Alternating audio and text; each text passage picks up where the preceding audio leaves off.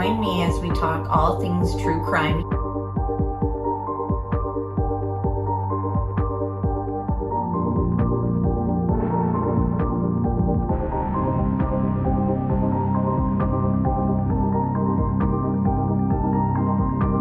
Made contact and shattered. The missing 4-year-old. The parents have called in and advised that the mother has went through a wall, came home, now they can't find her. Chad, where are Lori's kids? They've been missing for 4 months. You have nothing to say? 4 were stabbed multiple times and were likely asleep during the attack. Some had defensive wounds. Most of them had just like one that was the lethal stab wound. Oh, what a tangled web we weave. Once I told a lie, and I told my family, I had to keep lying. McSherman is a demon. We haven't cleared anybody.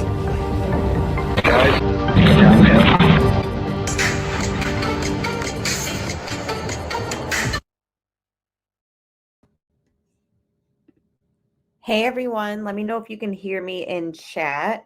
Thank you all so much for being here for another ATS News live stream. Saturday night, we've been doing our sort of laid back, if you will, stream talk. Other streams will be talking about more serious true crime situations, but for the past, I don't know, couple months, we've fallen down this 9-hour live stream with Lauren Matthias from Hidden True Crime, and it gets more and more unsettling as the information keeps coming out. Now, what do I mean by that? Well, if you guys watch Hella from Excited Utterance, she has contact with somebody who was in a group chat with Lauren in the past, like a Facebook private group chat. You know, we're all in them, especially when you're in true crime and you run a social media account. It's a very easy way for you to kind of keep in contact with your moderators and your very, very close supporters. And unfortunately, Lauren is a 45-year-old woman who hasn't learned that if you're going to talk shit, you might want to do it with maybe, you know, your husband or your assistant, and keep people from a group chat like out of your shit talking, because it will come back and bite you in the butt, which it seems like that's what's been happening with the text messages that have been coming out from this group chat. Again, there's been hours and hours of this kind of summarized in the past 2 weeks. Guys, we haven't talked since before Christmas. In fact, we were doing the Ryan Upchurch defamation chat, and that kind of gave us more clarity also in this whole, could Christina, the alleged quote unquote stalker of Lauren Matthias, sue Lauren in the future for defamation? And it's always been something that we're like, well, let's rewatch the Amber Heard Johnny Depp trial and let's take notes, you know, along the way and see, because so many people want Christina to have her revenge, want her to have honestly just justice, because when you're labeling someone over 400 times, there's what, close to 500,000 views on that video at this point. Hang on, let me actually, let's start this off with a word from the quote unquote stalker. And let's watch one of her TikToks to start off. And while everybody comes in, hits the like button. I'm sorry, guys, I have a cold. So I was going to have my buddy Jay Warren up and just kind of hang out. But it got to the point where I was like, oh, I'm not feeling it. I've been taking care of the 4-year-old all week who's been sick. So now I have it, but the show must go on. And there's a lot to talk about. So I'm sorry, Jay. I appreciate you wanting to come up, and I really wanted us to have our little talk and laugh, because I know that we would have a great laugh at some of the expense of Hidden True Crime. And here's the thing. I don't feel bad for calling them Hidden True Slime with what has come out about Dr. John. They truly, I really, when they came out in those text messages, well, more like Hidden True Lies. I think Hidden True Slime is the real name for this channel, because what came out as far as his professional history, testifying, thank you so much, Jay, testifying in a trial that had to do with a pedo, it's so unnerving what came out about Dr. John. Good to see you, not about Brittany. to summarize it, let's start with a little TikTok from the quote unquote stalker, because just the music, just her vibe doesn't give off this I'm in fear for my life. What's her thumbnail say? I'm in fear for my safety. And let's hear a little bit from her side, and then we'll get into what Dr. John did. She immediately retreated back to her Airbnb. I guess I'm just jealous that after I confronted her about all of her lies, she immediately retreated back to her Airbnb where she had her brother fire off a bunch of cease and desist. I did not get one. Now, here's the kicker. Her brother is a licensed attorney in the state of Utah, sending out cease and desist letters with threats to people outside the state of Utah. That is a major ethical violation and potentially disbarment worthy. Even worse, the letters weren't based on anything those recipients actually did. Shockingly, they were all things our ex-friend had done. We have the receipts. To top it all off, her brother's law firm was hit recently with a scandal involving a man who is a felon, filing legal filings under another man's license number. This law firm also hires our ex-friend's father, whose license was removed. He was completely disbarred in the state of Utah. That's a whole different story for a whole different day. But needless to say, all this stuff is insane. It's not just personal manipulation, but it's professional misconduct. I guess I'm just jealous. And it goes beyond professional misconduct. It's the lack of integrity with both John and Lauren that have come out. I'm sharing my friend Amy, Unsolved Amy Boston. She did a live stream on this the other day. And again, this initially was brought to us by Hella on Excited Utterance. And props to Hella, because not only is she getting inside scoop from somebody from the group chat with Lauren, but they looked up real court documents and got access to really, really unnerving information about John testifying as an expert in the past. So give me a second. I have the notes and summary to kind of summarize that, because again, they've gone through great detail of this situation, but I can give you guys a little rundown for those who didn't hear. And then we'll get into other information that has come out as well. So the video that Hella did about John, this video discusses the case of David Neal Jr., a convicted SO, and the involvement of Dr. John Matthias as a court-appointed evaluator. In 2016, Dr. Matthias assessed Neal as a low risk to reoffend. So if you guys are following so far, there's an SO in court, and Dr. John is hired as the expert to kind of give his opinion. And Dr. John labels this guy as low risk. And as you guys all know, people who testify as experts, they are absolutely paid. They're absolutely paid. So keep that in mind. And hello, Cray Cray, and everyone else who's joined. And thank you, Jay. I appreciate that. So in 2016, Dr. Matthias assessed Neal and labeled him as low risk to reoffend.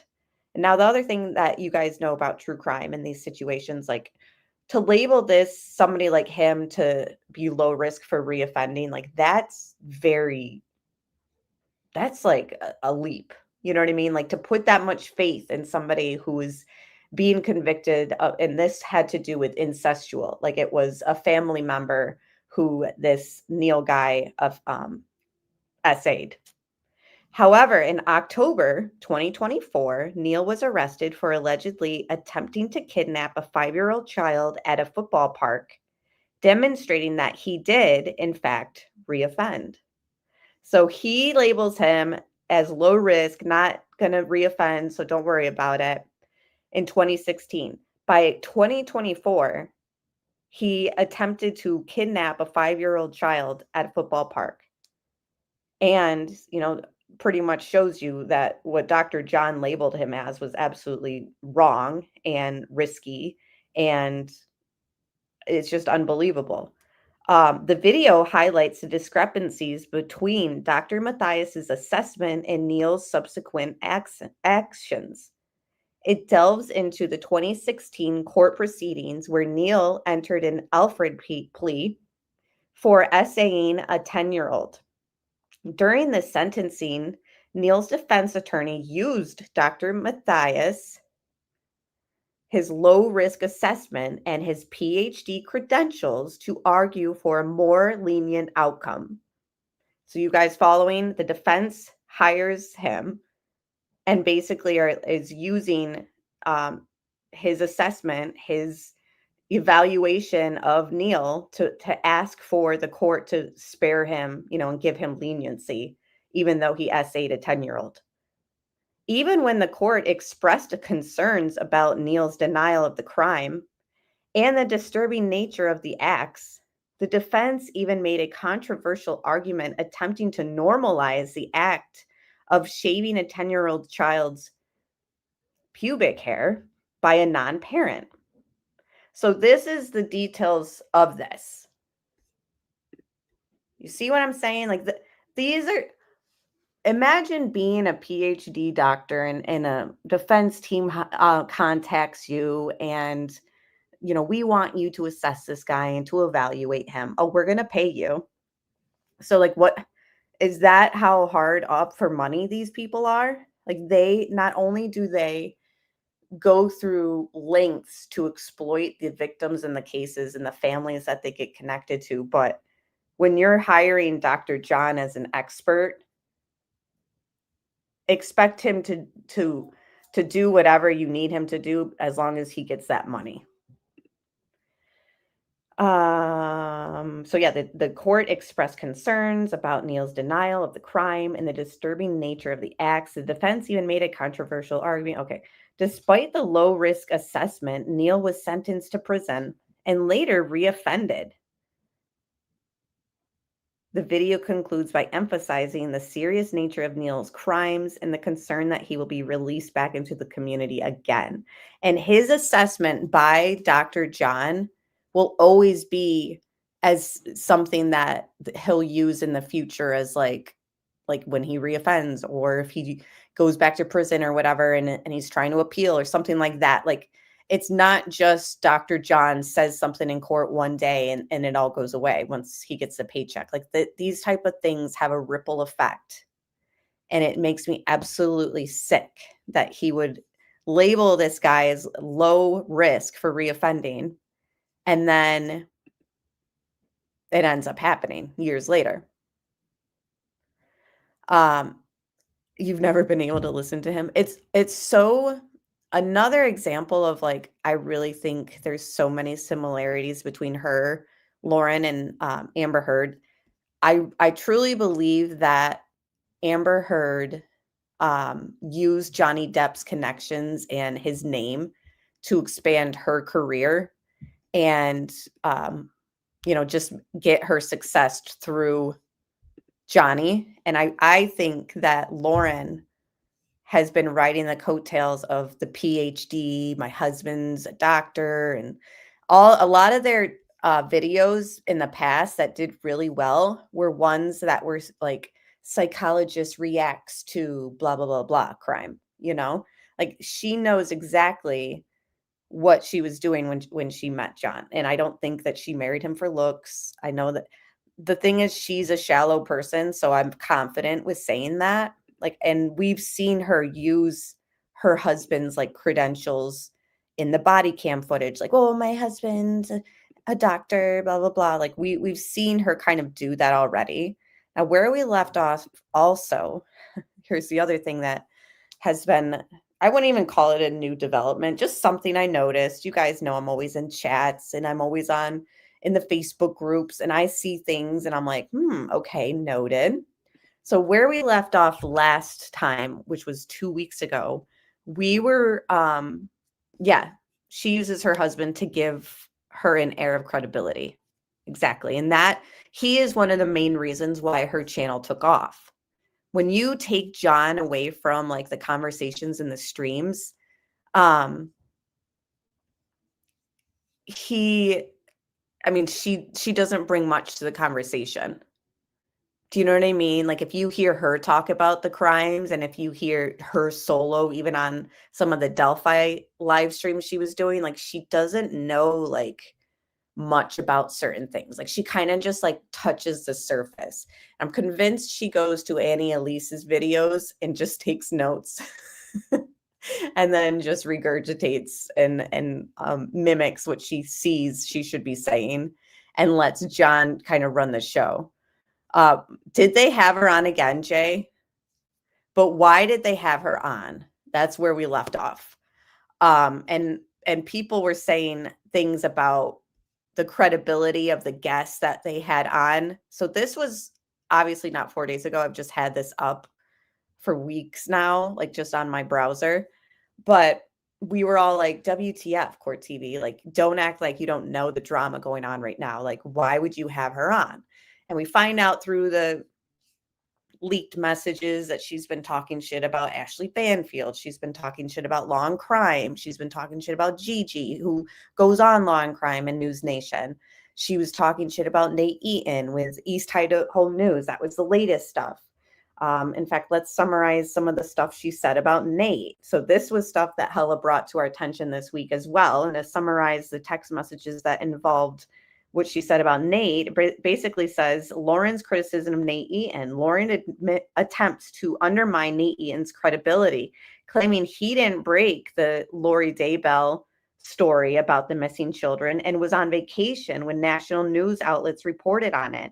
She also suggests he's not a champion of victims. And isn't that just so gold right there? Like Lauren in a leaked Facebook group chat saying that Nate Eaton is not a champion of victims. With everything that came out about what Lauren said about victims and Crusha and Kay Woodcock and Larry and Colby even came out saying like, WTF, like, wow, why do I feel like I'm being like exploited? Or like he was not happy about it. We'll get into Colby in a second because we went through his video summarizing his connection to the drama already. But there's something else that kind of links to Colby that I've noticed. I'm like, what the heck? So back to Nate. So she claims in this group chat that he's not a champion of victims. Now this part was the best part of this private chat. Anonymous posting and conspiracy. Lauren is shown in the group chats trying to orchestrate anonymous posts on platforms like True Crime Underground. So True Crime Underground is a Facebook group. It's got around like 40 to 50,000 people in it. And they reported, I'm in the group, they reported a lot on the Vallow Daybell case.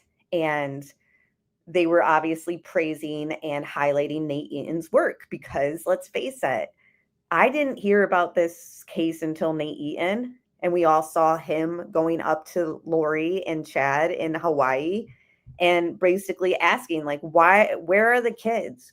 You know, like what? You're here on vacation. You're not worried at all. Like that was like, wow. Yeah. Like what's happening here? You know what I mean? So Lauren goes under anonymous posts. And you guys know that you can do that in Facebook groups. If you don't know it, then now you do. You can make a post, you can make a comment, and you don't have to show your real name. You can make it anonymous. So she decides that she's going to do that. And this comes out in the group chat that she's conspiring to do these anonymous posts. Like it's so desperate. It's so like you're that jealous of Nate's attention on this. Like I hate people in true crime, whether it's a channel or a TikToker or somebody who gatekeep information on a case. Like you don't own the case. Can everyone hear me well? I just want to make sure before I go on. Nate seems like a good person, not a user like them. Right. He's a professional reporter. He's absolutely a professional. And he has always come across as genuine. When you can hear from Lauren that she's not genuine, she's fake, in my opinion. Like she doesn't have that like down to earth vibe like Nate Eaton does, you know, and you can't really train that. It's just you as a person, you know? So Nate has always come across, especially when he did Dylan Round's case, the 20-year-old, 19-year-old boy, 18, I think, who was missing. They ended up finding him, and that ended in a plea deal, which was unfortunate because the guy like didn't get what I think he should have got. But that was a sad case, and Nate was on top of it. So anyway, so Lauren, this group chat comes out where she's like conspiring, like, I'm gonna post anonymous, and then somebody in the group chat tells her, like, you might want to post as yourself, Lauren, as well, because Heather Daybell, which was Chad Daybell's daughter, was in there and basically saying that it sounded like it was Lauren. So in the group chat, she's talking about how she's going to comment as herself to kind of distract from like her being this anonymous person that was just talking shit about Nate Eaton in a public platform. Like the jealousy of this woman. She said something in the text about nobody even heard of East Idaho News until this story. It's like nobody even heard of you either, Lauren. Like as much as you think like, well, I used to work as a reporter and blah, blah, blah. Like she was talking about to that cop years ago. So it says, Lauren is shown in group chats trying to orchestrate anonymous posts on the platform to spread negative information about Nate Eaton in East Idaho News. She encourages others to post on her behalf anonymously because people were starting to suspect it was her. Accusations against Nate Eaton's included, Lauren wants anonymous posts to question Nate Eaton's impartiality, alleging he's a business owner and a manager of East Idaho News, which is owned by Frank Vanderloot, his highest boss. She suggests this is a conflict of interest that compromises his journalistic integrities. Isn't that rich too? Lauren in a group chat talking about and questioning somebody's journalistic integrity. And not only that, so let me get this straight. You want people in this group chat to go on social media and run a smear campaign against Nate Eaton.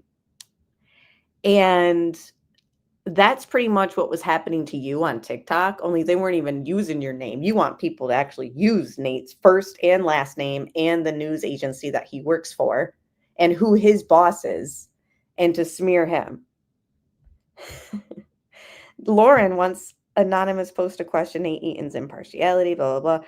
Double agent tactics. This is what's so funny. Like, Lauren, you're not that smart to like do all this conniving and I'll play anonymous. No, now I'll go in there as myself and kind of distract that it's me on the anonymous post.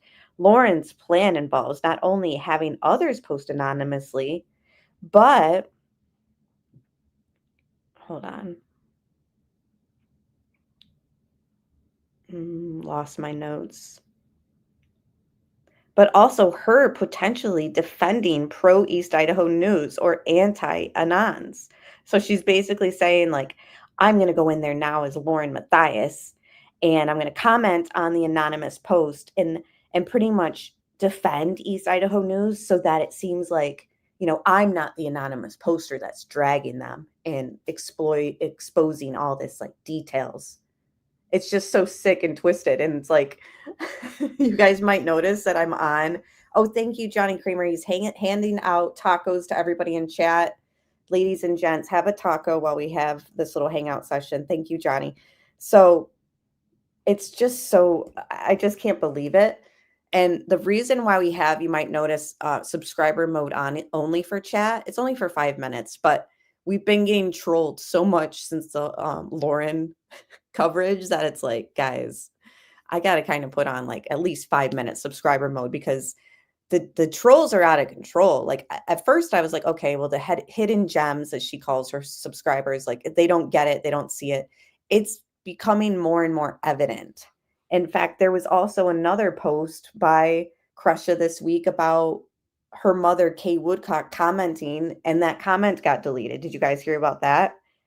I totally forgot about that, but I think I reposted Crusha's post on my community. I can read through that too because I didn't get a chance to read it and digest it. So I'll do that after this.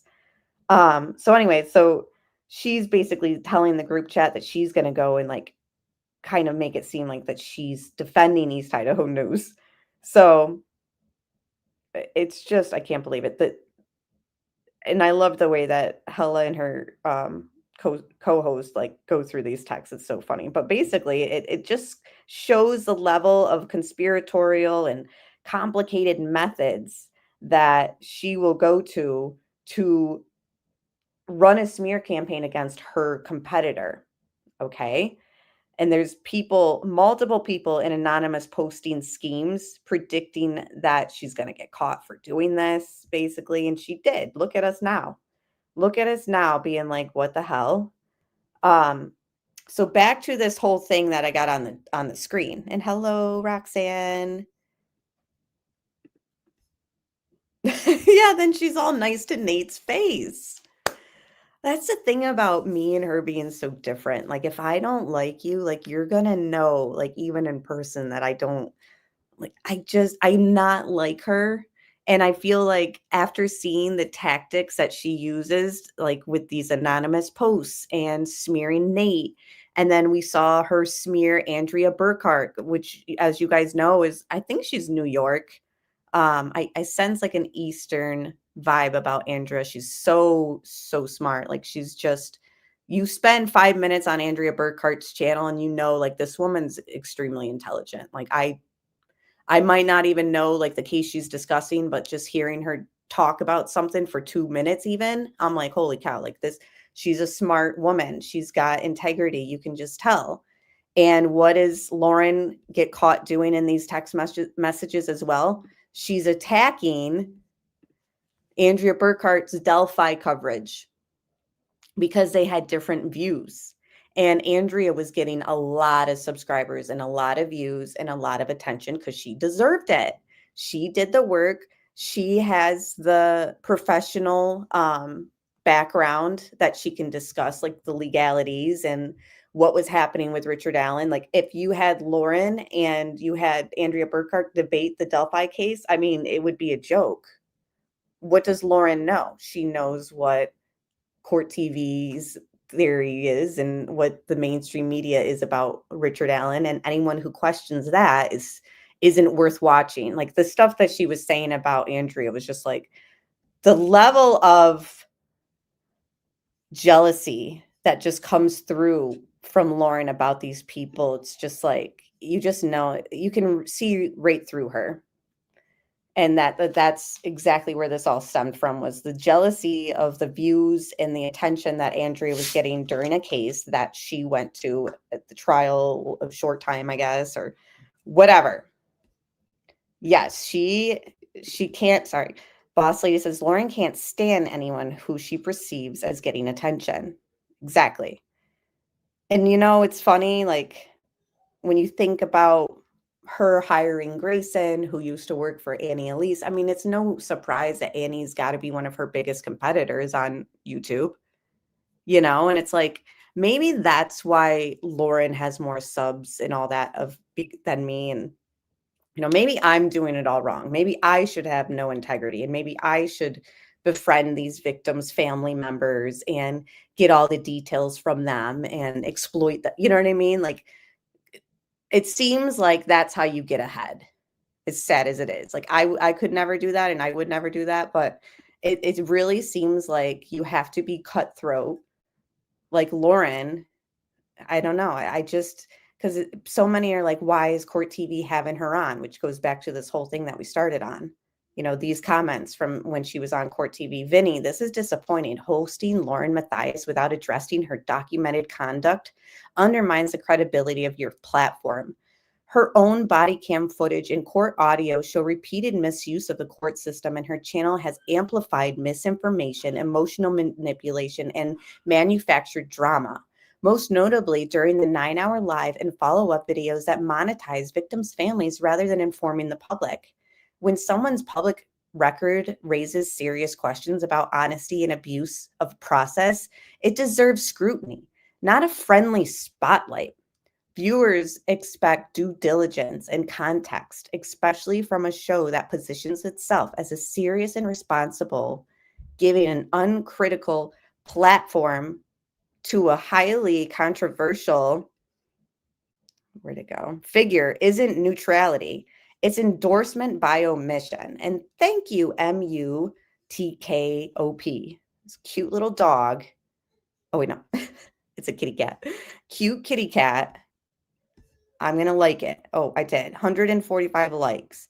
Liar, liar, Lauren Matthias. So why are we doing the court TV stuff? Because there was just something else that just like rubbed me wrong this week. So I'm just hanging out. You know, we haven't gone live since before the holidays. I'm getting ready for the weekend live stream because with the kids and all that, you guys know that that's like the best time for me. And I'm like loving Colby Ryan's channel where he's going through, hey, Holly, I heard that the snow is a bit rough up there. I hope that everything's okay. So I'm like, Colby Ryan, as you guys know, is Lori Vallow's son. You know, his sister was Tylee, his brother was JJ, and he had to witness all of this atrocity firsthand because that's his family. And he came out, what was it, a couple weeks ago? Yeah, a couple weeks ago and did his own stream about what he's witnessed as far as the drama. Hold on, I want to make sure that I get his statement accurate. The reason why I'm going through this is because I was just kind of annoyed that when I'm watching Colby Ryan like talk serious about like his mother in Hawaii and how this case unfolded for him personally, and it's taken 6 years for him to come out and like speak on it the way he is now. And then all of a sudden I look in his live chat and doesn't Court TV chime in Colby Ryan's chat and says Happy New Year? And I'm like, I don't know who runs that. I don't know if it's Vinnie Politan runs Court TV's social media account, but it was Court TV with the verified check next to it, and it was their channel, and they wished him a happy new year. And of course, Colby, he's a nice guy. He says, yes, Ruth Ann, yes. His live stream the other day about Hawaii, you could see it on his channel, and if he has the live chat replay, you could see them pop up. And Court TV chimed in chat and they said, Happy New Year. And I know, I agree, Marshall Dove. And I was just like, wow, the audacity. And of course, Colby's a nice guy. So he says, thank you. You know what I mean? And he might not feel the way I felt about it, which I guess his feelings about it matter way more. And I'm very curious, like how he feels, you know, because them like this comment on the screen says, like, you are basically endorsing this by omission by having this woman on here. You know, everything that this comment says, I absolutely agree with, and 145 people agreed with. And not only that, you know that this segment that she was on, it keeps going. It keeps going. People mad at Vinny. Vinny hasn't gotten the hint yet that Lauren was canceled, just like she deserves after lying to law enforcement and treating victims like trash. Not the biggest liar on YouTube, Lauren Matthias. Please stop giving her a stage. You know, like this isn't just a few comments. That segment that Lauren was on was comment after comment of disgust. And then, I know. So let's just go back to what Colby's whole position on all this was, okay? So this is a summary of his statement about the drama. Colby Ryan addresses ongoing drama that has been affecting him personally and his community, emphasizing that he did not want to make this video, but he felt compelled to clarify his position. He explains, and mind you, his video was put out there long before Court TV had Lauren on. And yeah, so I just want to lay that out in the timeline of things. He made this video after Kay Woodcock also came out saying that they felt used and exploited. After Crusha did as well, Colby comes out and it says, you know, I'll tell you. He explains that the issues trace back 6 years to January 2019 when his father and Lori separated. So I believe he's talking about Charles. And the subsequent public attention due to the disappearance of Tylee and JJ. Colby discusses how various groups and individuals, particularly the Seven Gathers group, created more problems by spreading misinformation and claiming inside knowledge of the case. He also states that during this difficult time, he was forced on finding Tylee and JJ and couldn't address false rumors about himself. Colby specifically calls out Annie, Tylee's aunt, for spreading lies and hurtful information on her YouTube channel instead of discussing issues privately. He expresses his frustration with people who used his family's tragedy for personal gain or for clout, pretending to be close to his family and accepting condolences without genuine trauma. He explains that his initial reaction to the recent drama involving Hidden True Crime was anger because he saw people he recognized from the past 6 years involved. He initially supported Hidden True Crime and had good conversations with them. He became upset when John from Hidden True Crime publicly called him an adopted son and shared a private text message. Colby feels his name has been repeatedly dragged into this drama, even being even affecting him during Charles's trial.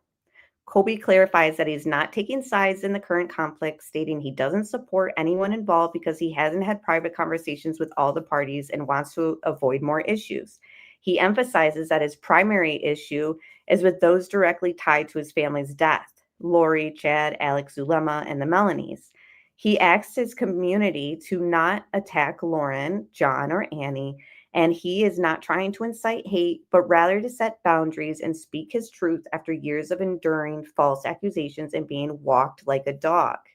He specifically condemns Lauren for comparing herself to Charles and Tylee, stating that it's inappropriate to equate her situation with the horrific circumstances surrounding his family's deaths. Okay. Colby asserts that his involvement in the drama is due to his name being repeatedly brought up, seemingly because his mother is Lori Vallow. He wants people to see him as a human being, not just Lori Vallow's son. Finally, Colby requests that people stop involving him in the drama and leave his name out of it. But the whole thing that is, he condemned Lauren for comparing herself to Charles and Tylee, and that it was inappropriate, and that he's getting tired of people just using him because he's Lori's son.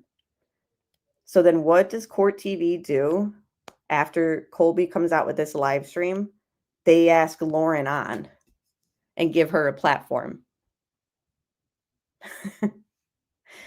And then go into Colby's chat the other day, hey Kelt, and wish Colby a happy new year. Now, again, I don't know if Colby sees it the way I see it, and I think that that's very tasteful for Court TV to have done, but that's just my opinion. I don't know how you guys in chat feel about it, but I just am like, really, Court TV? And it's so interesting that it came out that she talked badly about Nate Eaton, Ashley Banfield, Long Crime, Gigi, Andrea Burkhart. Nancy Grace was also tied in the text messages that the private messages that got leaked, basically saying she didn't like Nancy Grace either. All these people, but Court TV's never mentioned so far in any of this. And yeah, read the room, Court TV. That's it. That's how I felt. And it's like, you know exactly what's going on. And you know that you guys got bad feedback from having Lauren on. And you know that Colby made his stream and said, what he felt, and that he was feeling a certain way about the Lauren situation. And then you go into his chat again. Oh, thank you, Ruth Ann, for becoming a member. I appreciate that. Again, I don't know if he was feeling like that it was distasteful. Maybe he doesn't give a crap, but I just thought, and in my opinion, I was just like kind of disgusted. Like, really?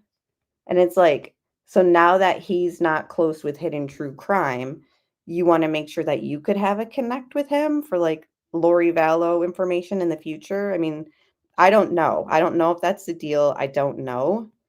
But I also find it interesting that the day that all this stuff came out, the 9-hour live stream, Do you guys remember like a day or two later, the same week the 9-hour live stream came out, Ashley Banfield had Colby Ryan on, like, to talk about some other case? I don't know. It's almost like they're like, oh, well, that's her inside source for the Vallow stuff. So now that, you know, there's a fallout, because this was after Kay Woodcock and stuff came out basically speaking against Lauren.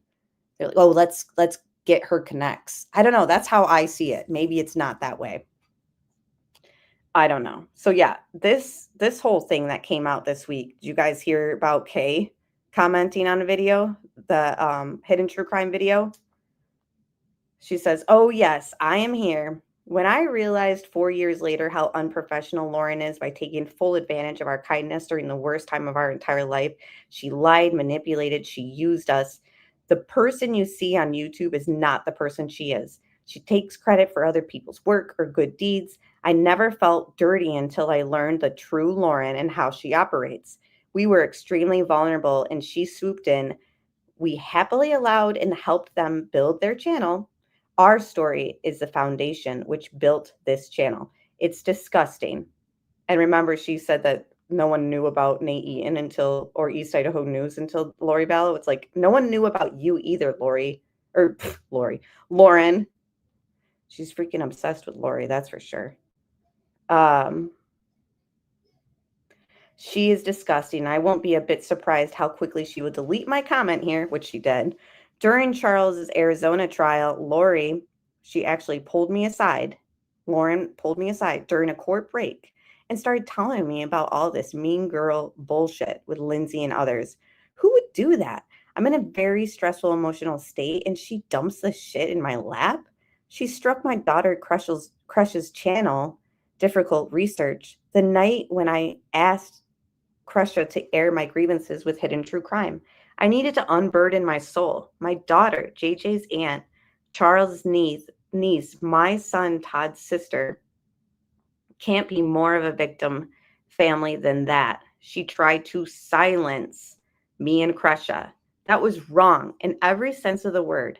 I'm not sure who Hidden True Crime will survive this, but you can bet I will be watching.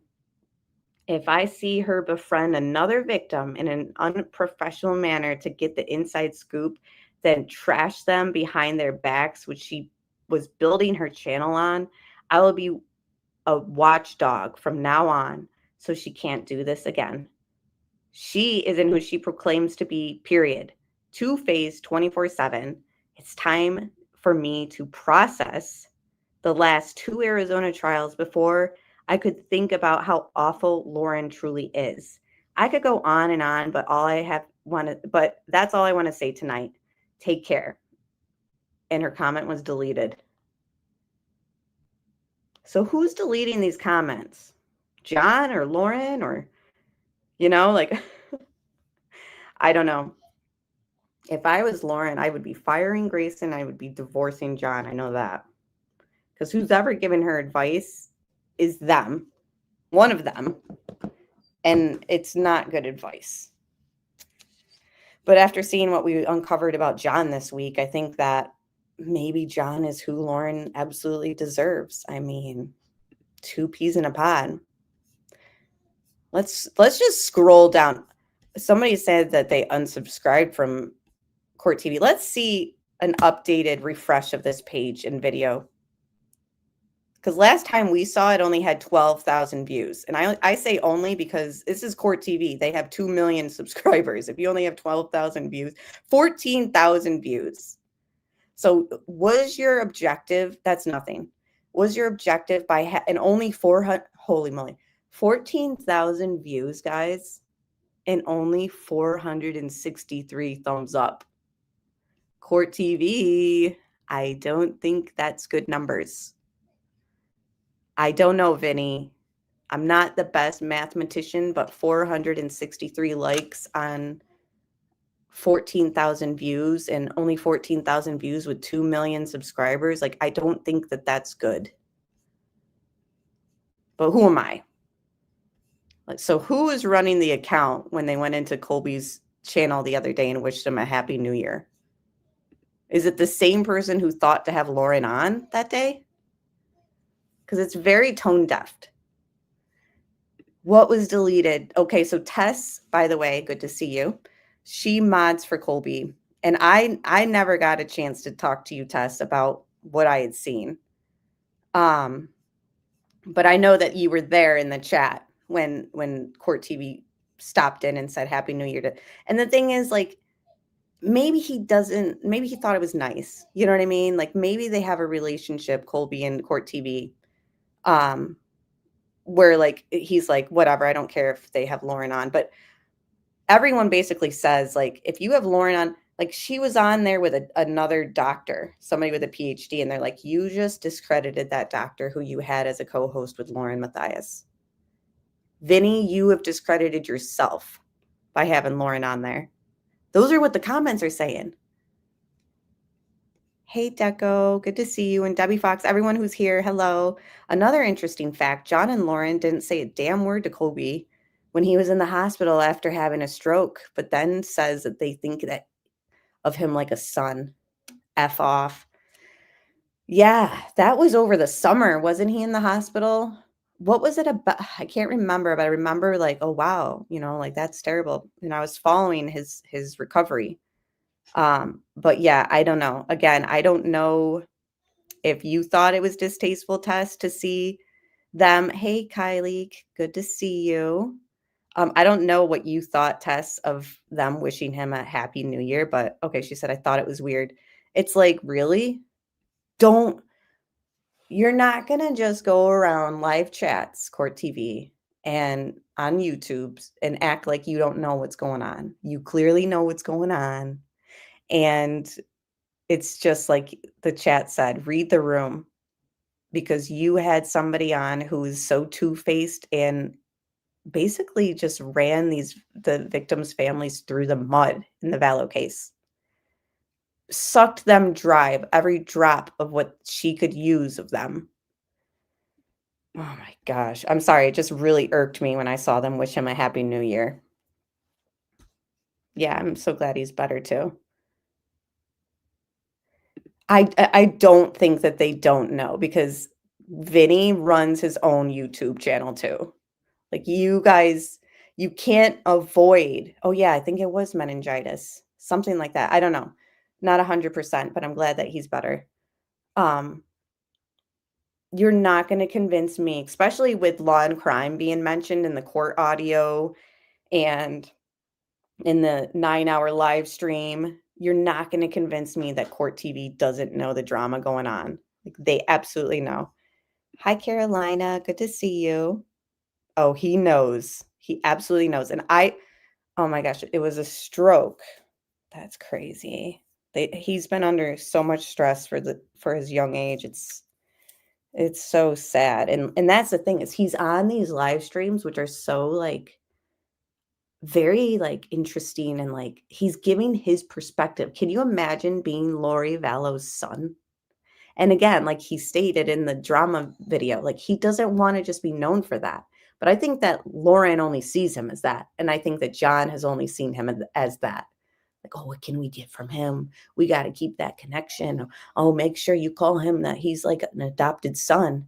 Like, how dare you, John? How dare you? Don't tell me that there wasn't some psychological like manipulation there by saying that to when you know about Colby's real father who passed, and you know about Charles who passed, for you to come in, use them, and then be like, oh, but I think of you as an adopted son. Disgusting.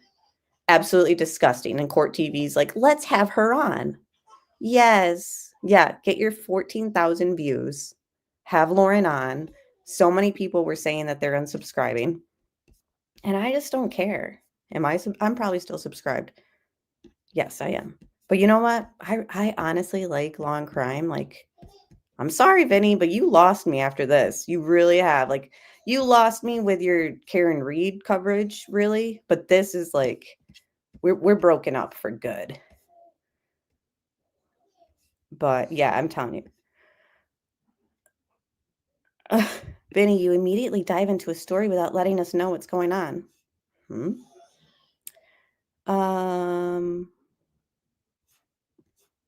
All right. I think we've had enough with these comments. They did not get good feedback. Oh my gosh, you know what's so funny? Since I refreshed it, I swear I'm not seeing as many as those bad comments. Oh my gosh, like, did they really go through and delete stuff? What the heck? Okay, sorry, I just am like, I'm stunned because when we were going through this before I refreshed it, every time I scrolled, I could see something negative. Now I'm like, they must have somebody cleaning them up. Because before I refreshed that screen, that's not what we were seeing. Speaking of law and crime, this just came out 2 hours ago. Now, this is the Jodi Hildebrandt Ruby Franke story. Takes place in Utah, right up the alley of everything that Lauren and John have really been studying as far as LDS crimes and just all that. Like, they covered this story intensely as well. And I remember even following them back during this. And this story, we covered it here on our channel as well. Apparently, there's a new Netflix documentary that's coming out. So they just put out this new segment, which I kind of wanted to watch with you guys because not only is this like LDS type connection, and Lauren from Hidden True Crime like really followed this closely, but we've all kind of, I honestly think it started on this channel too. We've been comparing her and Grayson, Lauren and Grayson, to Jodi Hildebrandt and Ruby Franke, like the type of connection, the type of like criminal like partners, like especially after seeing all their scheming that goes on behind the scenes and in these body cams, like they are this couple. Do you guys know about Jodi Hildebrandt and Ruby Franke? Like in chat, let's actually switch to some of Lauren's coverage of this. Now, we can't watch full videos because I don't want them to copyright strike me, but I did find a short, and the first 4 or 5 minutes of them talking about it, it was so cringe. So here's her on Ashley Banfield. So after it's come out that she's talked crap about Ashley Banfield, like, is she going to be on Ashley Banfield again? And by the way, like, who is this? This is back when she was doing her hair like Lori Vallow, in my opinion. Yes, so it apparently it's another Netflix documentary. They came out on Hulu with a documentary about Ruby Franke. I believe it was Hulu, and we kind of reviewed it on our channel, like, I don't know when this broke years ago. Netflix didn't, but now they are. So before it was Hulu, I believe. So now Netflix is jumping in. But anyways, she's on, this is from like a year ago. Look how much she's changed in just a year. This is her talking about that case. It was a jaw-dropping moment to hear Jodi Hildebrandt sit there and say she loved these children that she abused, and then to say she wishes them a good life without once saying, and you know what? I'm sorry. It was a jaw-dropping moment to hear Jodi Hildebrandt sit there and say she loved these children that. And in the past 2 weeks since we've spoke last, I also heard there was, if you guys know more about this, apparently it's true. A message, by the way, look at her here. I'm like, why is she wearing a Chewbacca costume? Like, I don't know. Fire Grayson and hire a freaking stylist because she wears the loudest, tackiest clothes I've ever seen. And again, I don't mean to sound petty, but she deserves it. I mean, it's like, what are you doing? She's a person who buys something that's designer on clearance, but it's only on clearance because nobody wanted it. Do you know what I mean? Like, have you ever been shopping like in Miami or somewhere big and it's all this designer stuff and you're like, oh my God, somebody's going to pay $200 for this. It's so ugly. Oh my gosh. And that's clearance price. Like, she's the type that buys the designer clothes on clearance, but they're just so ugly. But she thinks like, oh, but it's Versace. No, stop. The Chewbacca. And again, this doesn't look like her. And I hate to point out that the looks stuff, but like, what does her son think when her appearance changes so frequently and often? I don't know, but this is cringe here.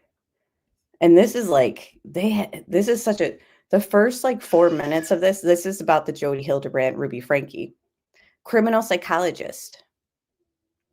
You know, so it's like, oh, interesting. I'd love to know what he has to say about this. That's how I used to feel about their channel before all this came out. And again, the Lisa Frank art shirt here. If you guys know Lisa Frank, what's going on? But this first 5 minutes of this video was so cringe. Watch. I mean, I don't even need to explain it. Hello, hello, hello. A Friday night live with our hidden gems. And who else has watched the new Hulu documentary Devil in the Family, The Fall of Ruby Franke? Because John and I sure did last night. We watched all 3 episodes. It's a docu-series. And oh my God, that's right, Tess. This case since the beginning. A never before seen home video. Finally seen Jodi in a trance. For me personally, I don't know about anyone else out there, but that was my wildest moment for me. Yes. The brown bikini from Nicole Kessinger. I mean, I'm certain she owned that when she was younger. These alleged trances that we've heard about. The trances, I'll say trance with a quote symbol because I'll give you a little. I think they're complete manipulation, but we'll ask Dr. John because we. Like, why are you renting clothes? Why are you renting clothes? We have a psychologist here with us, my co-host, Hidden True Crimes co-host, Dr. John Matthias, a criminal and forensic psychologist. And you have been assessing Jodi Hildebrandt and Ruby Franke from the very beginning, helping us process how this happened, who is who, why this happened, and of course, because of the Franke family, Kevin coming forward, the children, the adult children. I don't trust John anymore. And by adult children, I mean Sherry and Chad. He didn't send his wife to get medical attention after telling the courts that she was like threatening unaliving type talk. Like, if that was true, there's just so many red flags about Lauren that he sits back and he throws gasoline on the fire. We were able to get a deeper, more inside look on the dynamics going on inside the home. Oh, for sure, Kylie. When Jodi, before and after Jodi entered their lives. She doesn't do laundry. She doesn't do laundry. She doesn't cook and clean. She's the breadwinner, as she states in the body cam, and she leaves John home with the son. Okay, that's all great that you do all that, but your son needs a mom too. And yes, there were a lot of new snippets. So we're going to get into a lot tonight. And I'm sorry, but you change your face so often, and then you come out and you tell the officer in one of the body cams that, what was it? That she was going to go on vacation with her son, and she actually called to cancel the flight and seeing her son because she was so unnerved and anxious about what text messages were going to be released. So you barely see your son, which you've stated in this is stuff that she has said herself in Patreons and stuff. Something about like over a month or something.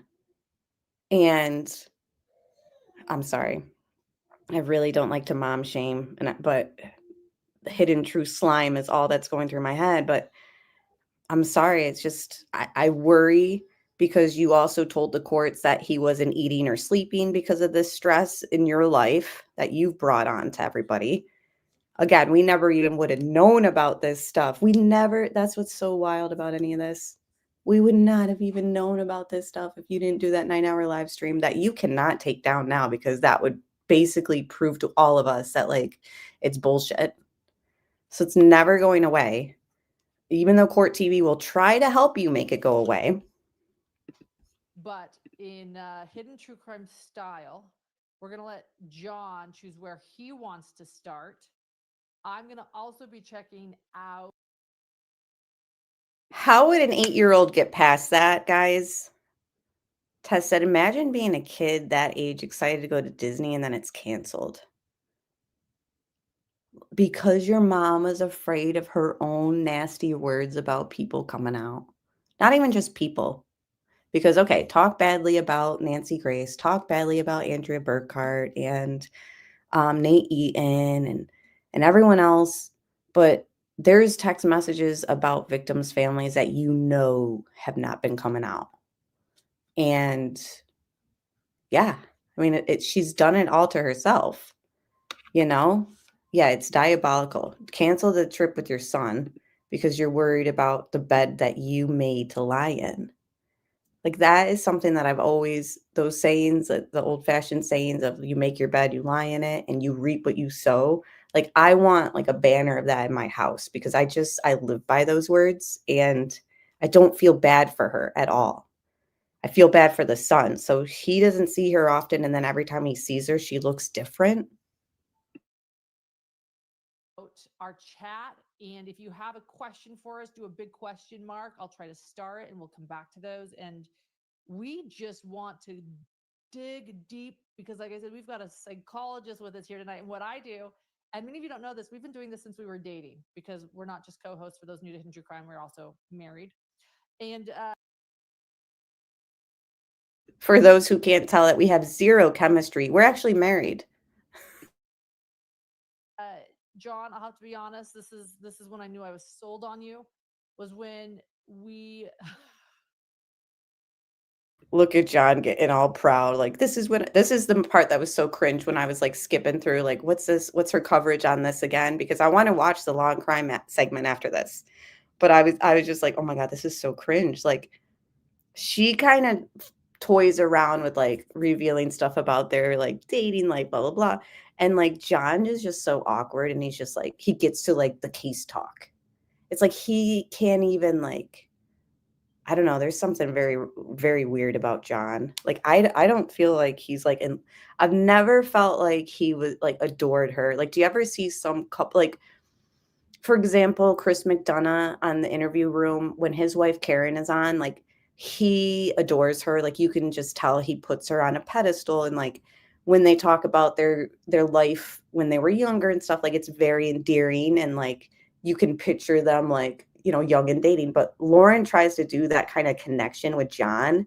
And he's very like square and like frigid. Just watch. Like, he doesn't want to like toy around or flirt back or like anything. It's so weird. We were sold dating. like I was marketing you. I was marketing myself. I Right. guess With like the checklist that Ruby had. John had a check. I had a checklist like Ruby in my closet. We'll get into that. Let's clarify. Ruby didn't have a checklist. She had like a spreadsheet with colors, and she had what I call the husband spreadsheet. I mean, color coded. Yeah. It was extensive color coding and like, I don't know. There were at least on the on one axis she had all these qualities. So she had like, I lost count. Like, they didn't show it that long, but she had like 30 plus qualities at least. And then on the horizontal axis, they had different boxes for all the suitors or all the boyfriends that she was dating. There were so many. That's what surprised me. I thought maybe like 3 or 4. No, there were like 20 plus people, suitors that were interested in her. Like, the husband spreadsheet. That was an amazing part of the documentary. And they actually had somehow, I don't know, Kevin or Ruby. I didn't hear that one. My favorite was her saying, I love you. And he answered, thank you. See, that just sums it up. Somebody filmed that at some point years ago. Yeah. I did not have a color coded spreadsheet hanging in my closet when I was dating you, but I had hopes and dreams. But if I had a color coded spreadsheet on it, it would be psychologist, can psychoanalyze criminals with me, can psychoanalyze reality television shows with me using the pause button and discussing and answering all my questions. And then I would have probably wanted you to have like a British accent, which you don't have, but here we are. It's okay. It's okay. Yeah, I do like that British accent, but it's okay. You can't get everything on that spreadsheet. Yeah. And I I think got a even Chicago accent. even Chicago accent instead. even Kevin recognized that there were limitations to the spreadsheet. But this is an interesting part for those who watched it. Kevin. And then John gets right into the case, like doesn't want to like. Do you get what I mean? Like she's talking about like their dating life and trying to make it like, let's make a connection, like, and show our audience. And he's just like, let's talk the case. Cause that's all I know is my books and my studies. And I'm an expert. And I've testified in at expert trials as an expert. And I told somebody and everybody that this guy was low risk. And then he reoffended. Like, how do you sleep at night, John? How do you sleep at night? I think Lauren and John have an only business partnership. That's it. That's all, zero connection. I 100% agree. I think based off of her blog that she did about dating as a single Mormon, like before her YouTube and meeting John, that we all kind of went through, I think she wanted the life of like a mom and stuff, but then once she got there, the grass wasn't greener on the other side. Do you know what I mean? And then she's like, oh, perfect. He's going to stay home and I'm going to go out and do my career. Remember, she started following the Vallow case the year she became a mother, you know? So it's just her career took off like the year that she had a baby. And like for most people, I mean, look at me, like I took off 10 months last year after my child, you know, and even then I still am like, I can only do weekend streams because that's where my attention and efforts go, you know, and not that every woman's the same, but I don't know. I don't think she even wanted a child. She talks about wanting them like in that blog before she had them and how it was, you know, she would look up things about being an older mom and advantages of being an older mom, blah, blah, blah. And then I don't know, I think that she just wanted John for his title and so she could have the kid. And then once she had the child, I think, and once she found the Vallow case that same year, she was out. So the reason why I'm showing you guys my shorts page quick is that I wanted to kind of show you guys. Let's pull this one up. I'm going to leave it on mute, but because that's not the purpose that I wanted to show. Yeah, notice only one child. Exactly. They're 100% a lot of work, right? A lot of work. She wanted a child. Time was running around. The reality of being mother, not so much. Right. Like everyone thinks like, oh, I want that. And then you get it and you're like, dang, this is a lot of work, you know, but she wanted to build her career. That's where her focus went, you know, good for her. You know, she's got more subs than me. She probably makes way more money than me. So, you know, maybe she's doing it right. You know what I mean? So anyways, John is Mrs. Doubtfire. I'll never get over people saying that he looks like Rex Tierman. Now I can't unsee it. But anyways, guys, what I want to show you with these shorts on my screen is this right here. Promote this short. See that? That is on every YouTuber's short. That's on every single live stream. That's on every single video. This is something new that came out within the last year. So when people are like, how are they getting subs? How are people watching them still? This is the process. So, oh crap, I got to change my screen because I just clicked on promote this short. I'm going to show you guys what I think goes on as far as them getting views and stuff like that, even after all this nasty stuff. So you go through this process and, oh, what's your main goal? So I'm not going to do it because I don't pay to play because this is like my job. And if I'm Lauren Matthias, though, I guarantee you that this is what they're doing on their videos and stuff that they're putting out. She is paying to get it out in the algorithm, because it's like, how is this happening? Like, everything that's been uncovered about her, you know, people are still wondering, like, how are people watching her still? Now you'll see she gets like 20K views.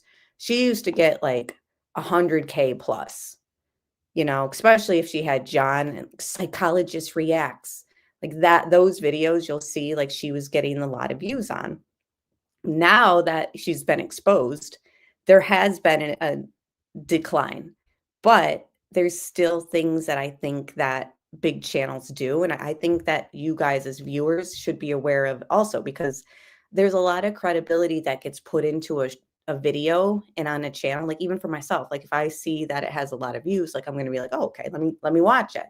But you guys got to remember that this is a new thing. So what's the main goal of promoting this? You can pick audience growth, video views, or website visits. And this will bring people to whatever you're picking. And you pay. Yep. So we'll pretend that I'm going to do this. You pay to put your video or short or live stream out into the algorithm. Okay. So this is, you know, the hashtags or whatever, or the countries you're going to put it out to. And then like you go through, like, it's $200 or more for like a video and stuff. So I think that people kind of need to be aware of that, because a lot of people are like, okay, well, why are people still watching them? Or why, you know, why are we seeing her videos all the time? Like, I don't even subscribe to her anymore. What's going on? People who have the means, who have already built their channel and, you know, rode the coattails of the victims' families for years at a time, like, have the funds, they're paying to play. So I just wanted you guys, they have a ton of invalid views. I think that, yeah, they're buying subs and views. And that's exactly it. And when people say things like, no, they're not, you can get in trouble. It used to be that you would get in trouble. Like, there were sites that you could go on where you could pay for views and stuff, like on your YouTube, and it would make it seem like you gained a bunch of subscribers because you paid like $500 and it gave you like 50K subscribers. But you're not going to get that YouTube plaque because they're not real subscribers, but you've paid for the bots to make it look like you have 100K subs. Do you know what I mean?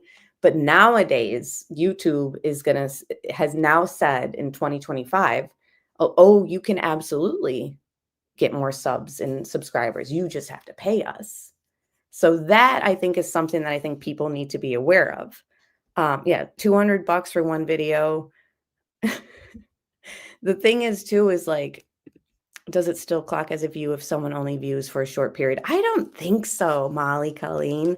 Like, I don't know. I should know this probably, since I've had a channel since 2019. But like, when we looked at those comments on Court TV, for example, they had way more comments, like hate comments, than they had views. Do you know what I mean? Like, it was just like, I wonder, I don't know. I'm sure everyone knows that there's like some time length. Bingo. I knew that Hidden True Crime was doing something shady behind the scenes with subs and views. Absolutely. Absolutely, guys. And it's not just Hidden True Crime. Like, people who have already made the money with their business, you know, they can pay to like keep the business running. And, you know, like, good for them. If they got the money, go for it. You know, but I just think that people, hey, Delana, should be aware that this is a new thing on YouTube. And just because a channel has X amount of views or so many subscribers or likes and stuff, like, doesn't mean that like their video is like top notch. Do you know what I mean? They just have the funds to push it out into the algorithm. All right. So that was another thing I wanted to show you guys tonight. Here we go.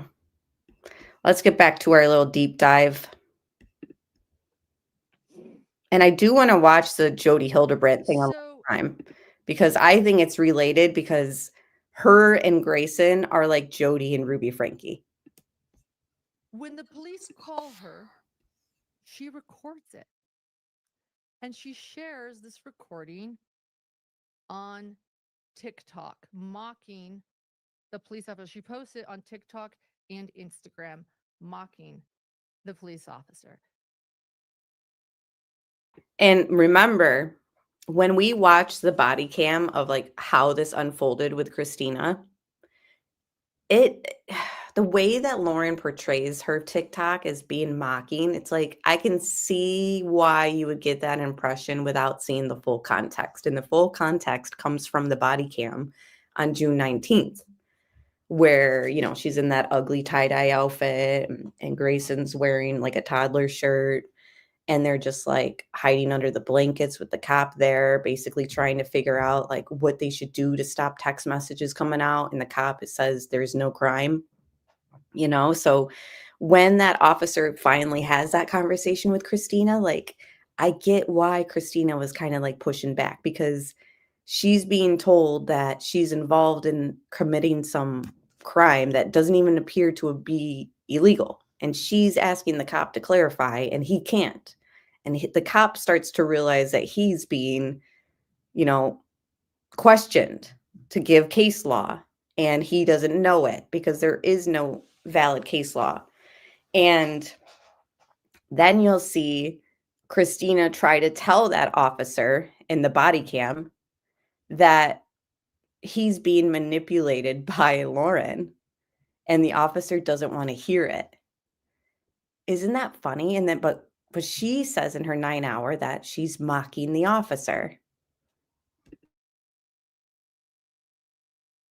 Grayson is saying, give her a second. She's got a lot going on. We get it. Thank you. So as we're going to get to that later, Grayson's computer went black screen. We got to return that computer. This is true. I said to her, this computer is acting up, Grayson. I'm worried. And she goes, I'll get my second computer ready just in case. So bear with us. And I also let her know this is going to be a long live and it's going to get funky sometimes. So here we are.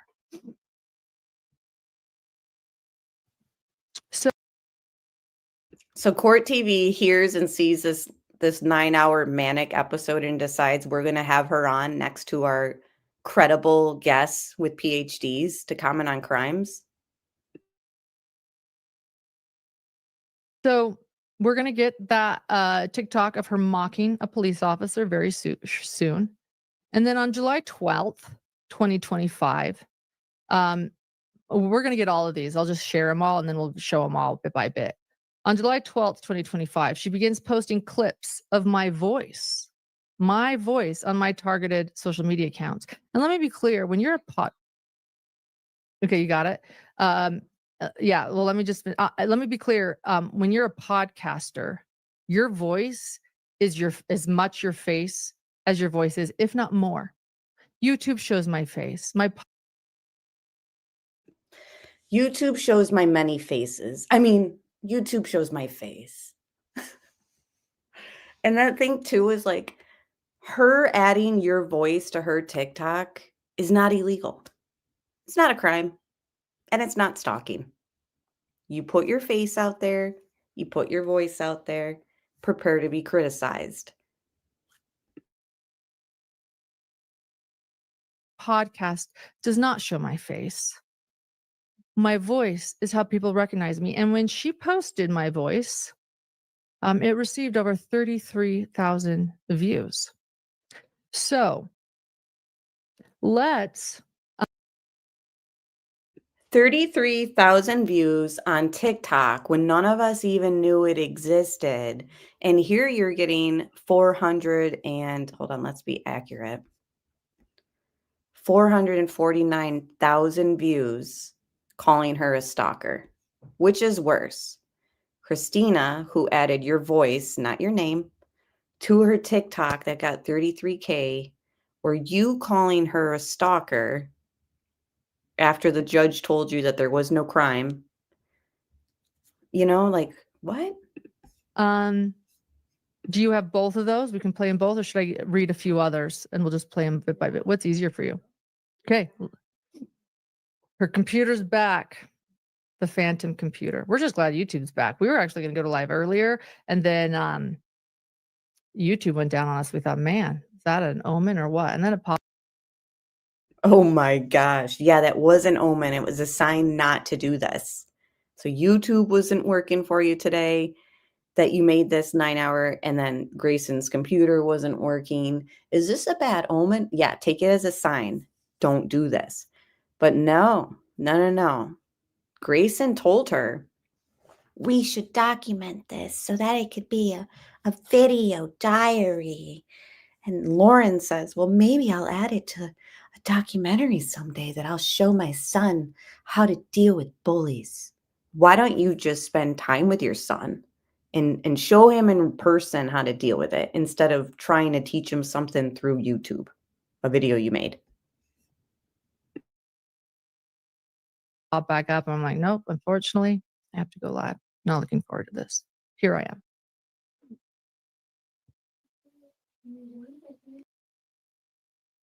You know what's so funny too? Oh my gosh, I just realized. She has, you know, everybody has intuition. Everybody has a sixth sense. Some people will say women's intuition, motherly intuition. Some people will say that fathers even have that sixth sense. You know what I mean? But everybody, I believe, has that sixth sense.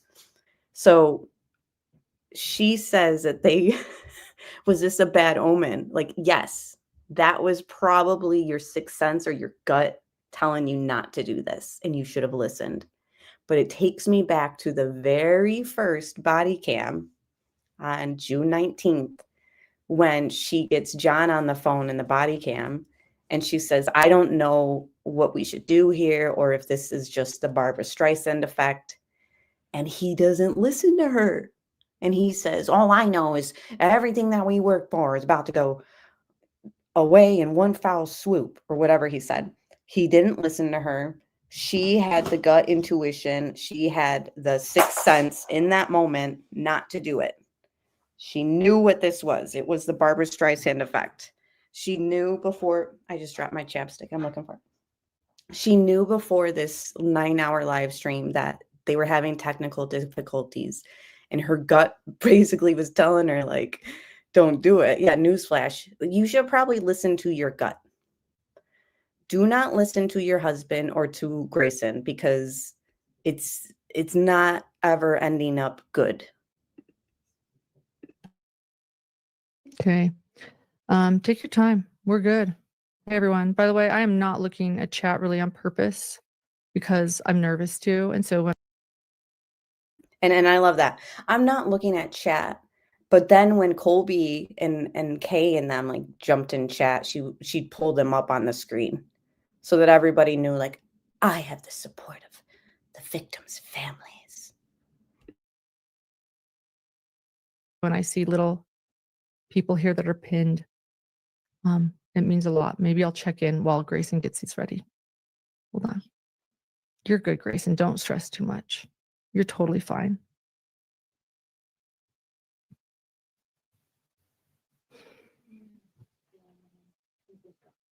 Okay. Thank you, everyone, for being. I'm both grateful and stressed that there are over 9,000 people in chat. But thank you for being here. She's not stressed that there's 9,000 in chat. She's thinking, cha-ching, cha-ching, cha-ching, cha-ching. Oh, I hope they become members. And what did she say to John in that Patreon clip that got exposed? If you want to see the text messages, become a member. Oh, hi. Thanks to our stalker. Like, what? It is pathetic. It absolutely is pathetic. And good to see you, Turkey Creek gal.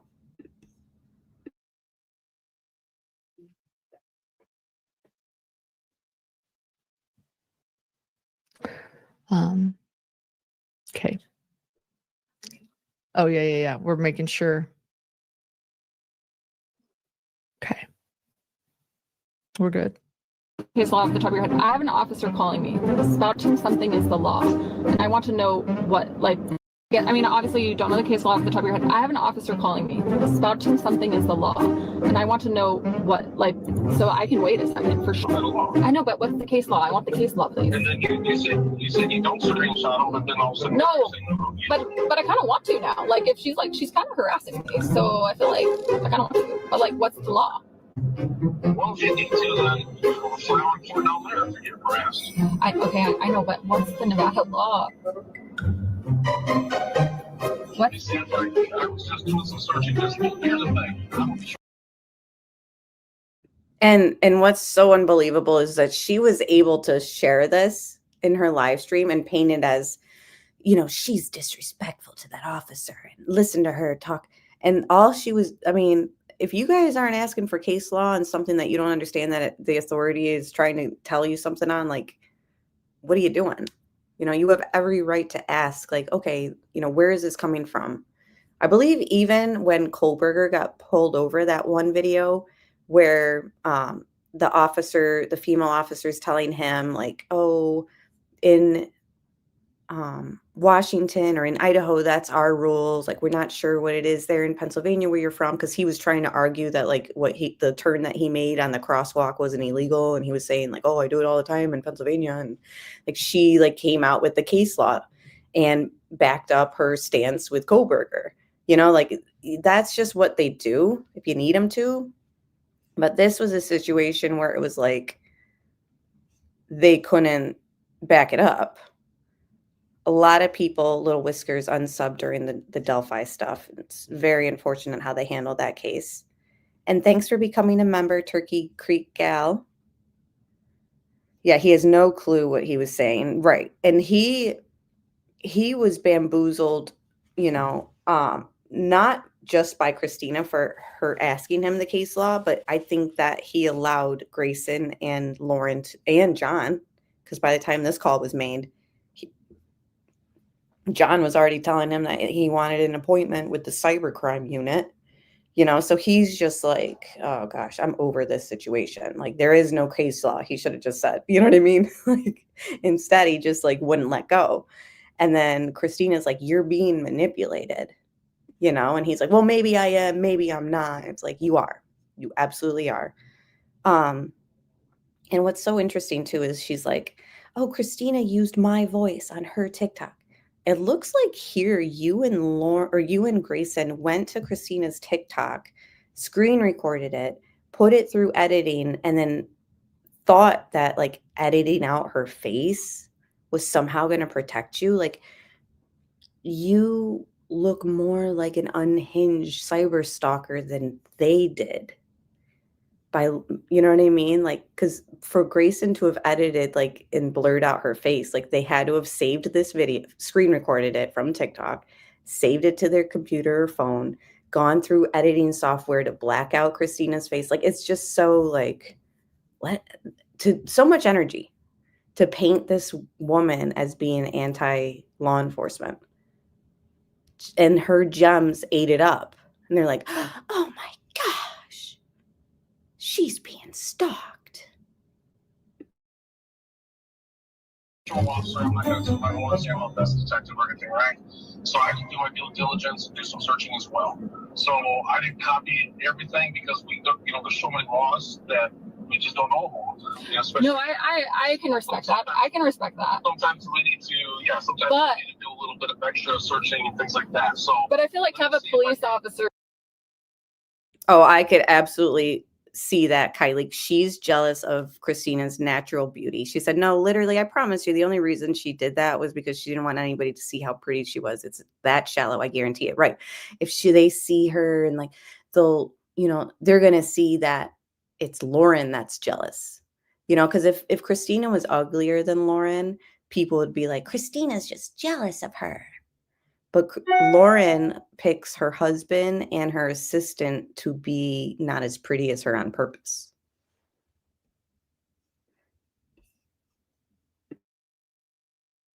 They're telling me that, like, because to have a police officer telling me it's against the law to do that. I actually have several examples of her sending so many screenshots to me from other people. So Well, then that So what? person would be the victim. Yes. So I could also inform that person that that she would be the victim of this. So, but my question is like, I mean, obviously you don't know the case law off the top of your head. I have an officer calling me. Spouting something is the law. And I want to know what, like, so I can wait a second for sure. Like, I know, like, I'm giving you grace here. Like, I get it. You don't have all the, like, I can't even remember my kids' names in a row at sometimes. Like, I can't even imagine remembering all the laws. So I can wait a second for sure, but I definitely am curious.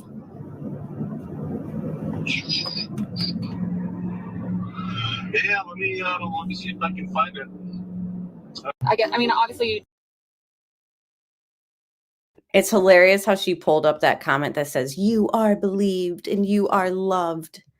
And it's like, how are people? I was reading chat. We're only just hit 2-hour mark of a 9-hour stream, and people are like, "We believe you." She has shown us absolutely zero evidence of being harassed and stalked. And her gems are like, "We believe you and you are loved." During that, thank you, everyone. I've been trying to focus and not reading as much. You guys know me and my ADD. So thank you. Thank you for believing me. So then, do you have the other one? I mentioned the other one as well. No stress. I can keep reading and we'll get to all of them. So I'll just explain this while you look for it. I'll keep going. So and I still can't get over all these videos and stuff that they shared, but they didn't share the fact that the judge told her that when people say bad things about you online, it doesn't mean that it's a crime. Like, that's what's so wild about this whole thing. And they never thought that that would come out. Do you know what I mean? Like, she was never going to let anyone know that a judge basically denied the permanent protection order for a reason. It is middle school. And to do this for 9 hours. And then Court TV is like, "Oh, this is a credible journalist." To determine that was a lie. I can't. I can only take so much, guys. And we're at an hour and a half. I'm still feeling kind of blah because of the cold. So I think that's where we'll call it a night there. I can't take, I mean, an hour and a half of Lauren Matthias, I think, is enough. You know, maybe that's why John doesn't mind that she leaves for weeks at a time. But anyways, guys, you know, there's going to be more stuff. There absolutely is going to be more stuff that comes out as far as text messages. Like, anything that's come out so far has only just been like the surface. You know, it's one group chat that's been very interesting, and it shows the level of jealousy and the level of conniving and cutthroat and ruthlessness of Lauren Matthias with the anonymous accounts. I'm going to go in this Facebook group and bash Nate Eaton, and then I'm going to go under my real name and make it seem like that I'm not the anonymous poster. Like, I'm sorry, where's your son when you're like doing all these schemings? The scheming and conniving behavior in the group chat of, you know, she was asking people in the group chat to go in there and like post things about Nate that were not so nice. It's sick. It's absolutely sick. But I'm glad that we got to hang out. Thanks, Crispy Treat, and everyone for being here. Hit that like button, hype it. I'm just reading your guys' comments. I believe that this is true crime. Like, I fully believe that it's criminal to abuse the court system and the officer's time that we've seen. We've seen her go through, what was it, Arizona, Boise. Was there Utah cop involved? Colorado for I mean, how many resources that could have been used for real crimes did Lauren Matthias and Grayson suck up for themselves so that text messages didn't get called out? Do you know what I mean? Like, and again, Saturday night is our hangout session here. You know, we cover true crime during the week. There's videos and shorts I'm uploading. There's deep dives into the Watts case on Sunday nights that we always do. You know, so if you want some serious true crime talk, you can join me on those streams. If you want just to hang out and kind of talk about this stuff on Saturday nights, this is what we're doing Saturday nights. Normally, we would play a little bit of the defamation trial with Johnny and Amber, because this whole thing is kind of pointing us back to, could Christina sue for defamation? If you're called a stalker on somebody's channel with 300,000 subscribers and almost 500,000 views on the video, and they call you a stalker 400 times, like, we also found out you don't, depending on the type of defamation you sue for, you don't have to prove monetary loss. So Christina theoretically could sue for defamation and not say that she lost financially. Like, she could just say, like, you claim that I committed a crime and I didn't. That's defamation. You know, so that, I believe that 9-hour live is criminal. I believe the way that she talked and painted the situation to the officers in every single body cam that we've seen so far is criminal. And I believe the quote unquote evidence that they presented in the court to the judge for the permanent protection order was criminal and an infringement on Christina's First Amendment rights. So with that being said, yeah, I would sue the fuck out of Hidden True Crime if I was Christina. And there might be something brewing. There might be. It's very complicated. We learned that through the Ryan Upchurch defamation deposition that he put out. Like, it's very complicated and hard to prove in the US. And I think that Christina is probably getting some legal advice. And I think that the true crime community would probably come together and come up with legal aid for Christina at this point, with everything that's been exposed. After seeing Dr. John's expert opinion at that trial with that SO pretty much saying that he wasn't going to reoffend, and then he reoffended, like, I would back up Christina. I would share a GoFundMe for her to sue those people, truly, because they lack integrity and they deserve it. So you make your bed, you lie in it. So I hope that I see you guys next Saturday for another deep dive into this. I really want to do a petition for CrimeCon, even if it doesn't do anything. Just the symbolic nature of it is important, I think. I agree. I could get behind that. Just so she can see how many people don't want her there because of what she did. But if you have Court TV backing you, you know, that's what's so BS about it all. And thank you, Pointer Lover. I know I sound very like nasally, and yeah, it's time for me to just go lay down. But yeah, this is infuriating, everything that's been exposed. But I appreciate you guys being here. Tomorrow night, we're doing another deep dive, like I said. Everybody knows it's Clown Court TV. I just can't, like, really, like, why? If they have her on again, we will always, always, always rip them apart. I'm sorry. Like, is it because she talked badly about their competitor, Law and Crime? I don't understand that. But tomorrow night's a deep dive into the Watts case, the FBI interview with the mistress. Next week, look for shorts, look for videos, look for live streams. Gypsy Rose content, deep dives next Friday. Then we're back to whatever is exposed in between now and then, because I know that there's so much more. Okay, yeah, I'm about to go to Aiden's too. But yeah, you guys have a great night. See you tomorrow night.